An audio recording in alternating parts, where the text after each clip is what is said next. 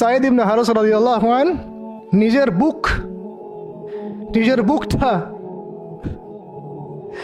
বুকটা নবী সাল্লাল্লাহু আলাইহি ওয়াসাল্লামের সামনে এইভাবে দিয়ে দিয়েছেন যে যতগুলো পাথর আসবে আমার গায়ে যেন লাগে, আমার নবীর গায়ে না লাগে। বুক যখন থেতলায় গেছে তখন পিঠ দিয়ে দিয়েছেন, ইয়া রাসূলুল্লাহ আপনার গায়ে একটা পাথর যেন না লাগে, আমার পিঠে লাগুক। এই সময়টা চিন্তা করেন, সাহাবীর কথা চিন্তা করেন, তাদের ত্যাগ তিতিক্ষার কথা চিন্তা করেন, ওই সময়ের সবরের কথা চিন্তা করেন। এমন পাথর মারা হচ্ছিল যে রাসূল সাল্লাল্লাহু আলাইহি ওয়াসাল্লামের মানে গায়ে লেগে রক্ত বের হতে হতে সেই রক্ত দিয়ে পায়ের যে জুতাটা আছে এই জুতাটা আটকে গেছে এইভাবে। আর কার এগেন্স্টে করছে? আল্লাহর প্রিয় হাবিব, যার জন্য আল্লাহ পাক ফিরদাউস রেখেছেন, মাকামে মাহমুদ রেখেছেন, যার সুপারিশ ছাড়া আমরা মনে হয় না জান্নাতে কেউ যেতে পারবো, অসম্ভব। যার সুপারিশ ছাড়া বিচার শুরুই হবে না কিয়ামতের মাঠে, হিসাব নিকাশ শুরুই হবে না, জান্নাত তো বহুত দূরের কথা। জান্নাতের দরজাও খোলা হবে না যিনি আগে না ঢোকা পর্যন্ত, তাকে মানুষ সেভাবে মারা শুরু করলো। যখন চতুর্দিক থেকে রাস্তাটা বন্ধ মনে হচ্ছে তখন নবী সাল্লাল্লাহু আলাইহি ওয়াসাল্লাম তায়েফে গিয়েছিলেন, তায়েফের 3টা বড় বড় গোত্রকে দাওয়াত দিতে। উদ্দেশ্য হচ্ছে তায়েফবাসী যদি ইসলাম কবুল করত তাহলে মক্কার এই কুরাইশদের বিরুদ্ধে একটা বড় সাপোর্ট পাওয়া যেত। ঠিক আছে, এটা কিন্তু একটা হিজরত, এটাও কিন্তু একটা হিজরত। এর আগে একটা হিজরত হয়েছে আবিসিনিয়াতে, তায়েফেও। এটাতে ওই সাফল্যটা আসে নাই, তায়েফবাসী ইসলাম কবুল করে নাই। পরবর্তীতে আল্লাহ পাক মদিনাবাসীকে কবুল করেছেন। ওগুলো আমরা পরে আস্তে আস্তে আলোচনা আনবো ইনশাআল্লাহ। আজকে শুধু এতটুকু বলছি তায়েফের কথাটা।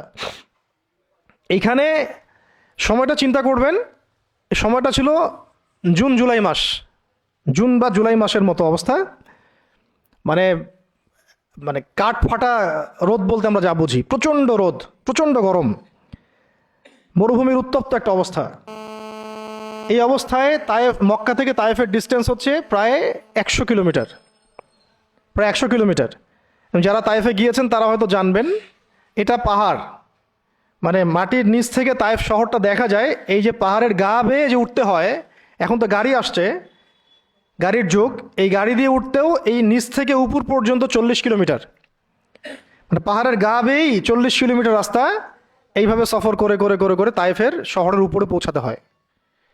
এই কাজটা নবী সাল্লাল্লাহু আলাইহি ওয়াসাল্লাম তার সময় করেছেন পায়ে হেঁটে, তাও জুন জুলাই মাসের মতো উত্তপ্ত অবস্থায়, গরমের অবস্থায়। এবং এই সফরে নবী সাল্লাল্লাহু আলাইহি ওয়াসাল্লামের সাথে মাত্র একজন সাহাবী ছিলেন, সেই সাহাবীর নাম যায়েদ ইবনে হারেসা রাদিয়াল্লাহু আনহু, আর কেউ না, রাসূলের প্রিয় ভাজন। তাহলে বুঝতে পারছেন কত কত কাছের সম্পর্ক। আর কেউ না, কোনো সাহাবী না, যায়েদ ইবনে হারেসা রাদিয়াল্লাহু আনহু। ঠিক যেমন গারে সাওরে কেউ নাই, কোনো সাহাবী নাই, কে আছেন? আবু বকর রাদিয়াল্লাহু আনহু। আয়েশা রাদিয়াল্লাহু আনহা বলতেন মাঝে মাঝে যে যদি রাসূল সাল্লাল্লাহু আলাইহি ওয়াসাল্লাম জীবিত থাকতেন তাহলে যায়েদ ইবনে হারেসা রাদিয়াল্লাহু আনহুকে মনে হয় তিনি তার পরবর্তী স্থলাভিষিক্ত হিসেবেই ঘোষণা করে দিয়ে যেতেন। এত ভালোবাসতেন তিনি তাকে, মনে হতো যেন যায়েদ বিন হারেসা রাদিয়াল্লাহু আনহুকে তিনি পরবর্তী স্থলাভিষিক্ত করে দিয়ে যাবেন, এত ভালোবাসতেন। যখন যায়েদ ইবনে হারেসা কোনো সফর থেকে ফিরত, আমি, আয়েশা রাদিয়াল্লাহু আনহা বলছেন, আমি রাসূল সাল্লাল্লাহু আলাইহি ওয়াসাল্লামকে এত মানে কি একটা বলছে গ্রিটিংস বলি না আমরা, অভিবাদন, এত ব্যস্ত হয়ে অস্থির হয়ে আলিঙ্গন করতে দেখি নাই যেমনটা যায়েদ ইবনে হারেসার ক্ষেত্রে তিনি করতেন। বহু সফরে তিনি তাকে পাঠিয়েছেন, সারিয়া অভিযানে। সারিয়া মানে যে সফরগুলোতে আমাদের নবীজি নিজে যান নাই কিন্তু সাহাবীদেরকে পাঠিয়েছেন, কোনো সামরিক অভিযান, এটাকে বলা হয় সারিয়া। আর গাজওয়া হচ্ছে এমন যুদ্ধ যেখানে নবীজি নিজে গিয়েছেন, অ্যাজ এ কমান্ডার উপস্থিত ছিলেন। তো একবার একটা সফর থেকে যায়েদ ইবনে হারেসা রাদিয়াল্লাহু আনহু এসেছেন। আয়েশা রাদিয়াল্লাহু আনহা বলছেন তার গায়ে, আমাদের নবীজির গায়ে সতরটা কোনো রকম ঢাকা ছিল, উপরে পোশাক নাই, মানে গায়ের উপরের পোশাকটা তিনি পরেনই নাই। এই অবস্থাতে তিনি আয়েশা রাদিয়াল্লাহু আনহার ঘরে ছিলেন। ওইখানে এসে যায়েদ ইবনে হারেসা রাদিয়াল্লাহু আনহু নক করেছেন দরজায়। ওই অবস্থায় তিনি উঠে গিয়ে যায়েদ ইবনে হারেসা রাদিয়াল্লাহু আনহুকে আলিঙ্গন করা শুরু করলেন, কপালে চুমু দেওয়া শুরু করলেন যে আমার প্রিয় ভাজন আসছে।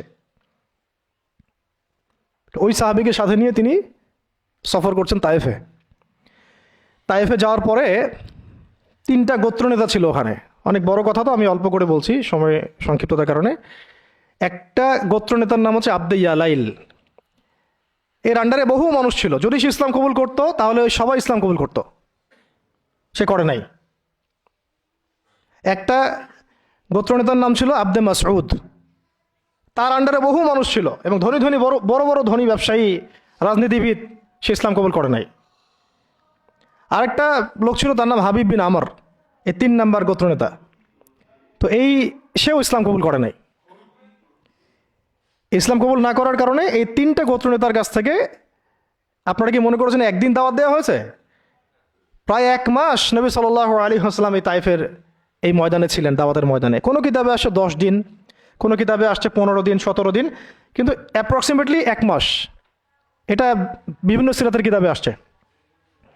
এই 1টা মাস তাইফে থাকা, খাওয়া দাওয়া তো আল্লাহ ভালো জানেন কি হয়েছে। তার সাথে একজন মাত্র সাহাবী, দরজায় দরজায় দাওয়াত দেয়া, এবং সবাই দাওয়াত রিফিউজ করলো। বড় বড় 3টা গোত্রনেতাও রিফিউজ করে দিল। শুধু যে রিফিউজ করলো তা না, বরং এমন টিটকারি শুরু করলো, এমন ব্যঙ্গাত্মক আচরণ শুরু করলো যে শেষ পর্যন্ত ওই এলাকার যত ছোকরা ছিল, যুবক, তরুণ, কিশোর, কিশোরী না, কিশোরী বেশি আসছে বর্ণনায়, এদেরকে লেলিয়ে দেওয়া হলো, সবার হাতে পাথর উঠিয়ে দেওয়া হলো যে এই ব্যক্তি মাজনুন, নাউযুবিল্লাহি মিন যালিক। মাজনুন মানে পাগল। এই ব্যক্তি কাযযাব, এই ব্যক্তি মিথ্যাবাদী। এই ব্যক্তি সাহের, এই ব্যক্তি জাদুকর। কাকে বলা হচ্ছে? সবাই মিলে পাথর মারো তাকে, নাউযুবিল্লাহি মিন যালিক। দৃশ্যটা একটু চিন্তা করেন। 10 বছর মক্কায় দাওয়াত দেওয়ার পর চতুর্দিক থেকে কুরাইশদের নির্যাতন, নিপীড়ন, শারীরিকভাবে, মানসিকভাবে, আত্মিকভাবে, সামাজিক বয়কট, 3 বছর গাছের ছালপাতা খেয়ে পাহাড়ের পদতলে জীবন কাটানো বনু হাশেমের। আবার আমুল হুজনও হয়ে গেছে। ওই একই বছরে কয়েকদিনের মধ্যেই চাচা আবু তালেবও ইন্তেকাল করেছেন, খাদিজা রাদিয়াল্লাহু আনহাও ইন্তেকাল করেছেন। কি অবস্থা, কি অবস্থা ওই সময় চিন্তা করে, কি কষ্টের সময়, কীরকম কষ্টের সময়। আমরা তো উপলব্ধি করতে পারবো না। আমরা তো গাজাবাসীর কষ্ট উপলব্ধি করতে পারি না, রাসূলুল্লাহ সাহাবীদের কষ্ট কি উপলব্ধি করতে পারবো? এই অবস্থায় আশার আলো নিয়ে তায়েফে যাওয়া, সেখানে গিয়ে যে 1 মাস এই মেহনত করার পর এই অবস্থা। সমস্ত ছোকরারা পাথর মারা শুরু করলো। কি পাথর মারার সেই গতি! যেখানে পাথর মারা হয়েছে ওই জায়গা আমরা দেখে আসছি, আলহামদুলিল্লাহ। কি পাথর মারার গতি! এমন পাথর মারা হচ্ছিল যে রাসূল সাল্লাল্লাহু আলাইহি ওয়াসাল্লামের মানে গায়ে লেগে রক্ত বের হতে হতে সেই রক্ত দিয়ে পায়ের যে জুতাটা আছে, এই জুতাটা আটকে গেছে। এইভাবে জুতা খোলা যাচ্ছে না। রাসূলুল্লাহ সাল্লাল্লাহু আলাইহি ওয়াসাল্লাম পা থেকে জুতা খোলা যাচ্ছে না, রক্তে আটকে গেছে। আর মানুষ বলছে পাগল, মিথ্যাবাদী, হ্যাঁ, জাদুকর, জিনে আসর করছে। মানুষ বলতেছে এগুলা। রাজনৈতিক ক্ষমতা চাই মনে হয়, হ্যাঁ, অর্থ চাই মনে হয়, দুনিয়ার জৌলুস মনে হয় চায়। আমাদের ঐক্য বিনষ্ট করতে আসছে। মারো একে, মেরে বিদায় করো এখান থেকে। কোন পর্যায়ে গেলে মানুষ এই কাজ করতে পারে? কি পরিমাণ ক্ষোভ থাকলে মানুষ এই কাজটা করতে পারে? আর কার এগেনস্টে করছে? আল্লাহর প্রিয় হাবিব,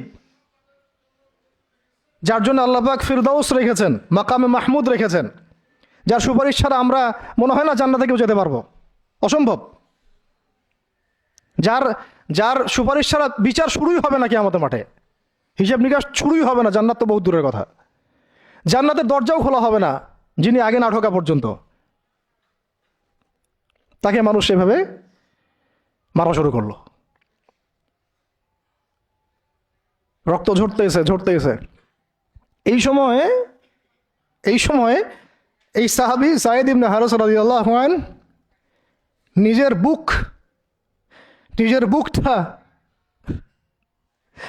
বুকটা নবী সাল্লাল্লাহু আলাইহি ওয়াসাল্লামের সামনে এইভাবে দিয়ে দিয়েছেন যে যতগুলো পাথর আসবে আমার গায়ে যেন লাগে, আমার নবীর গায়ে না লাগে। বুক যখন থেতলায় গেছে তখন পিঠ দিয়ে দিয়েছেন। ইয়া রাসূলুল্লাহ আপনার গায়ে একটা পাথর যেন না লাগে, আমার পিঠে লাগুক। এই সময়টা চিন্তা করেন, সাহাবীর কথা চিন্তা করেন, তাদের ত্যাগ তিতিক্ষার কথা চিন্তা করেন, ওই সময়ের সবরের কথা চিন্তা করেন। আর তায়েফবাসী নবী সাল্লাল্লাহু আলাইহি ওয়াসাল্লামের আপনজন ছিল। তায়েফের গোত্রে নবী সাল্লাল্লাহু আলাইহি ওয়াসাল্লামের দুধ পান করানো হয়েছিল। হালিমা সাঈদার গোত্র এটা। দূরের মানুষ আপনাকে যখন ভালো মন্দ বলবে আপনার অতটা কষ্ট হবে না যতটা আপনার কাছের মানুষ আপনাকে ভালো মন্দ বললে কষ্ট হবে। যখন আপনার প্রিয় মানুষেরা আপনাকে পাথর ছুড়বে, এই পাথরের আঘাত সহ্য করা এত সহজ না। কাফেররা, ফাসেকরা, জালেমরা, মুশরিক মুনাফিকরা পাথর ছুড়বে, সেই পাথর আপনি সৌভাগ্যের সাথে বরণ করতে পারেন, সেই রক্তক্ষরণে আপনার কষ্ট হবে না। প্রিয় মানুষদের দেওয়া অপবাদ, মিথ্যাচার, গীবত, তহমত, পাথর আপনাকে এত কষ্ট দিবে, এই কষ্টের লোড আপনি সহ্য করতে পারবেন না। আর যদি আল্লাহ পাক আপনাকে সহ্য করার ক্ষমতা দিয়ে দেন, ইনশাআল্লাহ আপনি এমন ব্যক্তি হবেন যে ব্যক্তির হাতে আল্লাহ রাব্বুল আলামিন ইসলামের ঝান্ডা উঠাই দেবেন ইনশাআল্লাহ। এবং ইনশাআল্লাহ যাকে আল্লাহ রাব্বুল আলামিন পুরো কওমের জন্য কবুল করবেন ইনশাআল্লাহ। এবং পুরো শক্তি আপনার সামনে একদিন না একদিন পরাজয় বরণ করবেই, সময়ের ব্যাপার। যায়েদ বিন হারেসা রাদিয়াল্লাহু আনহু নিজের বুকটা এইভাবে আগলায় দিয়ে রাখছেন, আমার গায়ে লাগুক কি ইয়া রাসূলুল্লাহ, আপনার গায়ে না লাগে। আজকে আপনি যায়েদ ইবনে হারেসাকে পাবেন কোথায়? কিসের ইসলামী বিপ্লবের কথা বলি আমরা? জামা ইমারা এটা ওইটা, যায়েদ বিন হারেসারাই তো নাই। ওইরকম আখলাকের নেতাও যেমন আমরা পাই না, ওই রকম যায়েদ বিন হারেসাদের মতো আমরা মামুরও তো পাই না।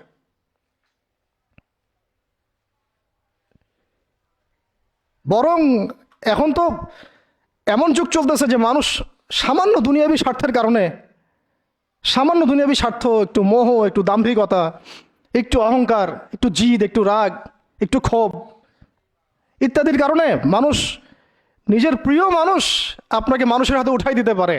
সবাই মিলে তাকে পাথর মারো, আমি তাকায় তাকে দেখতেছি। সবাই তাকে পাথর মারো, আমি তাকায় তাকে দেখতেছি। যেন নিজের প্রিয় মানুষকে পাথর মারলে, এটা দেখলে আপনার মনে আরো শান্তি আসতেছে। কিভাবে আপনি আপনার প্রিয় মানুষকে হাজারো লক্ষ মানুষের হাতে উঠাই দিতে পারেন, যে মানুষটা তাকে ধর্ষণ করবে, ছিঁড়ে ছিঁড়ে খাবে, পাথর মেরে থাতলা করবে, আবার আপনি তাকে মহব্বতের দাবিও করেন? কিসের মহব্বত? মহব্বত কাকে বলে? মহব্বত তো এইটা যেটা যায়েদ ইবনে হারেসা রাদিয়াল্লাহু আনহু করেছেন। এটা কি মহব্বত না? এইরকম মহব্বতের নিদর্শন কি আমাদের মধ্যে আছে? কাকে মহব্বত বলা হয় আসলে? আপনারা দৃশ্যটা চিন্তা করেন, এগুলো সিরাতের কিতাবে মজুদ, পড়েন, নিজের বুকটা তিনি আগলায় দিয়ে রাখছেন। ঠিক এরকমই উহুদের মাঠেও নিজের বুক আগলায় দিয়ে রাখছেন তালহা রাদিয়াল্লাহু আনহু। দূর থেকে একটার পর একটা তীর আসতেছে, ওনার গায়ে লাগতেছে। তীরের আঘাত কি চারটাখানি কথা? সাদ বিন আবি ওয়াক্কাস রাদিয়াল্লাহু আনহু পিঠ দিয়ে রাখছেন, ইয়া রাসূলুল্লাহ আপনার গায়ে যেন না লাগে। তোমরা জীবন্ত শহীদ দেখতে চাও, তালহাকে দেখো। 70-এর বেশি আঘাত তার গায়ে ছিল উহুদের দিন। সাদ বিন আবি ওয়াক্কাস রাদিয়াল্লাহু আনহুকে নবীজি বলছেন যে, হে সাদ, তীর ছুঁড়ো, তোমার জন্যে আমার পিতামাতা কুরবান হয়ে যাক। কোন সাহাবীর জন্য নবীজি এমন কথা বলেন নাই যে তোমার জন্য আমার পিতামাতা কুরবান হয়ে যাক। এবং সাহাবীরা বলতেন, ইয়া রাসূলুল্লাহ আপনার জন্য আমার পিতামাতা কুরবান হয়ে যাক। একমাত্র সাহাবী সাদ বিন আবি ওয়াক্কাস রাদিয়াল্লাহু আনহুর জন্য নবী সাল্লাল্লাহু আলাইহি ওয়াসাল্লাম এই কথা বলেছেন। ওই ময়দানে উম্মে ওমারাও ছিলেন, মহিলা সাহাবী, অনবরত তীর ছুঁড়েছেন রাসূলের গায়ে যেন আঘাত না লাগে। ওই ময়দানে হানজালা ছিলেন, ছুটতে ছুটতে আবু সুফিয়ান পর্যন্ত পৌঁছে গিয়েছেন। ওই অবস্থায় তার শাহাদাত হয়ে গেছে, তাকে মারতে পারেন নাই, উল্টা তার গায়ে আঘাত লেগে গেছিল। গাসাসুল মালায়েকা, শহীদ হওয়ার পরে দেখা যায় তার দেহটা মাটি থেকে উপরে উঠে আসে আর দেহ থেকে পানি ঝরতেছে। নবীজি জিজ্ঞাসা করা হলো তার এই হালত কেন? নবী সাল্লাল্লাহু আলাইহি ওয়াসাল্লাম বললেন যে গত রাত্রে স্ত্রীর সাথে ছিল সে, জিহাদের ডাক আসছে, ওই বিছানা থেকে চলে আসছে বেচারা, বিছানা থেকে এখানে চলে আসছে হানজালা রাদিয়াল্লাহু আনহু শহীদ হয়ে গেছে, ফেরেশতারা তাকে গোসল দিচ্ছেন, এই যে পানি দেখা যাচ্ছে। ওই মাঠে সাদ বিন রবি রাদিয়াল্লাহু আনহু ছিলেন, একদম শেষ নিঃশ্বাস যাচ্ছে যাচ্ছে তার অবস্থা। আমাদের নবীজি বললেন, সাদ বিন রবিকে খুঁজে বের করো, সে আমার প্রিয় ভাজন, তাকে খুঁজে বের করো। খুঁজতে গিয়ে দেখা গেল যে তিনি এইরকম একটা হালত, 60-70টা আঘাতের চিহ্ন নিয়ে প্রায় যান যাচ্ছে যাচ্ছে অবস্থা। তো সাহাবী বললেন, হে সাদ, রাসূল সাল্লাল্লাহু আলাইহি ওয়াসাল্লাম তোমাকে সালাম দিয়েছেন। রাসূল তোমাকে সালাম দিয়েছেন আর জিজ্ঞাসা করছেন তুমি কেমন অনুভব করতেছো এখন। সাদ বিন রবি বলছেন, রাসূলের কাছে আমার সালাম পৌঁছে দিও, আর আল্লাহর কসম আমি জান্নাতের ঘ্রাণ পাচ্ছি এখন। এটা বলতে বলতে তার শাহাদাত হয়ে যায়। আর তিনি বলতে বলতে একটা কথা শেষে বলে গিয়েছিলেন যে আমি চলে যাওয়ার পরে, তিনি আনসারদের নেতা ছিলেন, আমি চলে যাওয়ার পর তোমরা থাকা অবস্থায় যদি মুহাম্মদ সাল্লাল্লাহু আলাইহি ওয়াসাল্লামের গায়ে একটা আঁচড়ও লাগে, তোমরা আল্লাহর সামনে কোনো হুজ্জাত দিতে পারবে না।